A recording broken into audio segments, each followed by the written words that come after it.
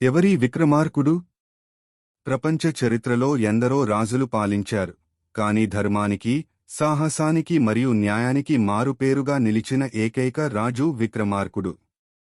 అయితే ఆయన జననం వెనుక ఒక వింతైన శాపం, ఒక అద్భుతమైన కథ ఉంది.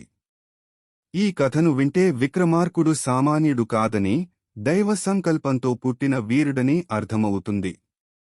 ఈ కథ భూలోకంలో కాదు, స్వర్గలోకంలో మొదలవుతుంది. ఇంద్రుని సభలో గంధర్వసేనుడు అనే ఒక గొప్ప గంధర్వుడు ఉండేవాడు. ఒక సందర్భంలో ఇంద్రుని ఆగ్రహానికి గురైన గంధర్వసేనుడు భూలోకంలో గాడిద రూపంలో జన్మించమని శపించబడతాడు. అయితే ఆయన వేడుకోగా ఇంద్రుడు ఒక వెసులుబాటు కల్పిస్తాడు.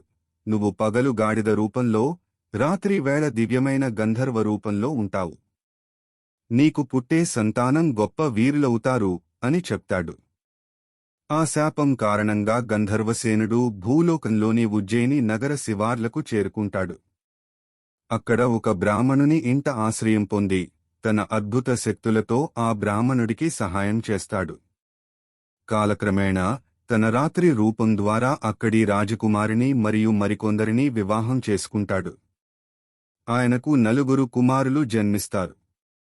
వారిలో జ్యేష్ఠుడు శంకడు, రెండవవాడు భర్తృహరి, మూడవవాడు మన కథానాయకుడు విక్రమార్కుడు మరియు నాలుగవవాడు అసాధారణ మేధావి భట్టి.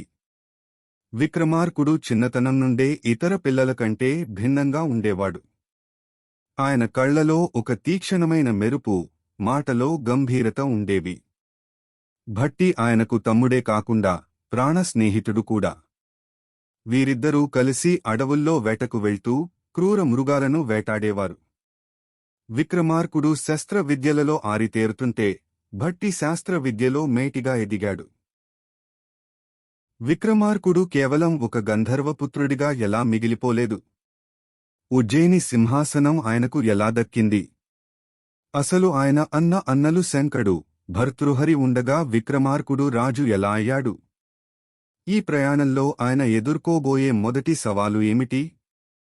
విక్రమార్కుని జీవితంలోని మలుపుల గురించి తెలుసుకోవాలంటే ఈ కథ యొక్క తదుపరి భాగం తప్పక చూడండి.